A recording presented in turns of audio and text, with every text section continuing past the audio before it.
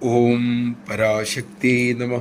അമ്മ വിദേശത്ത് ദർശനം കൊടുക്കുന്ന സമയം അമ്മയ്ക്കരിയിൽ ഒരു മിടുക്കി കുട്ടി ഇരിപ്പുണ്ട്. മണിക്കൂറുകൾ കുറെ കഴിഞ്ഞു. കുട്ടി വിചാരിച്ചു, പാവ അമ്മ എത്ര നേരമായി ഇങ്ങനെ ദർശനം കൊടുത്തുകൊണ്ടിരിക്കുന്നു, വിശ്രമമേയില്ല. കുട്ടി അമ്മയോട് പറഞ്ഞു, ഇനി കുറച്ചു നേരം അമ്മ വിശ്രമിക്കൂ, ഞാൻ ദർശനം കൊടുക്കാം. അത് കേട്ട് അമ്മ ഉൾപ്പെടെ എല്ലാവരും പൊട്ടിച്ചിരിച്ചുപോയി. നമഃശിവായ. ആ കുഞ്ഞിൻ്റെ നിഷ്കളങ്കമായ പ്രതികരണം, അമ്മയെ സേവയിൽ സഹായിക്കാനുള്ള മനോനില, ഇതേക്കുറിച്ച് അമ്മ പിന്നീട് ഏറെ പരാമർശിക്കുകയും ചെയ്തു.